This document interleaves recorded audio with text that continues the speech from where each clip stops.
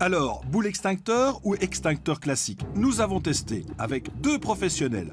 Ronald Rukens, responsable de A-First, Centre de formation et prévention incendie, pompier volontaire depuis 23 ans. Et Eric Garbard, responsable sécurité à la RTBF, formé à la lutte contre les incendies.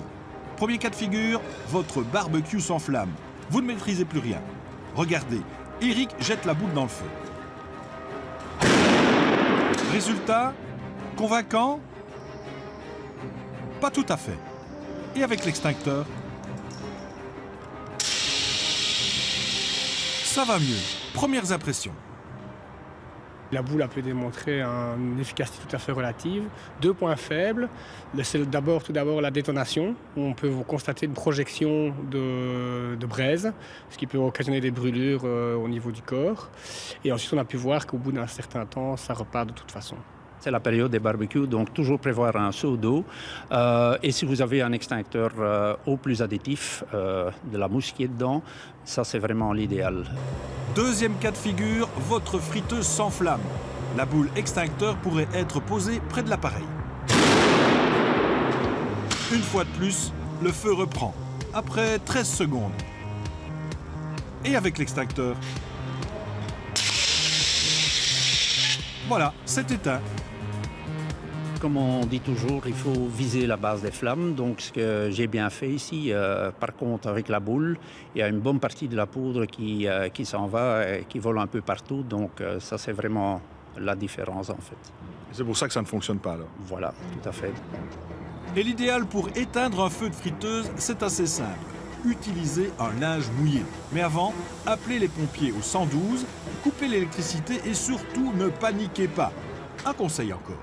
De quitter ensuite les lieux en veillant bien à ne pas retirer le linge. Parce que tant que l'huile reste à température, elle peut se réinflammer automatiquement dès qu'on aura retiré le linge. Troisième cas de figure, soudainement des flammes s'échappent de votre véhicule à l'arrêt.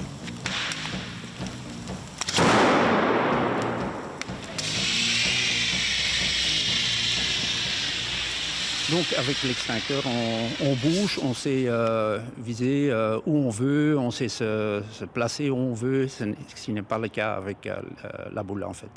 Et la boule extincteur, vous l'achèteriez? Non. Pour moi, le test n'est pas concluant, donc on n'achètera jamais ce genre de produit pour nous. C'est clair, la boule extincteur BEA 112, la boule qui fait flop. Ils ont sur leur boîte, et peut-être que la caméra peut faire un gros plan sur l'étiquette, vous voyez, l'étiquette, il est bien écrit « Fabriqué en RPC, République populaire de Chine », c'est clair. Ce qu'il est moins, c'est le sigle CE à côté de cette indication. CE, en général, indique la conformité du produit aux normes européennes. Mais ça n'a pas l'air d'être le bon sigle. Pour reconnaître le sigle européen, vous allez voir, si on complète le demi-cercle du C en faisant un rond complet, il touche le E. Et regardez la distance. Tandis que quand ils sont plus près, on complète le cercle et il coupe le E. Dans ce cas-là, ça veut dire China Export. C'est super ambigu. Hein, c'est ambigu. Alors, il y a aussi une ambiguïté sur la longueur de la barre au milieu du E. Bon, et mais on voudrait nous embrouiller qu'on s'y prendrait pas mieux. Hein. On est, je ne vous le fais pas dire. Voilà. Bah, écoute, je ne le dis pas d'ailleurs. Ne le dites pas. Ne le dites pas.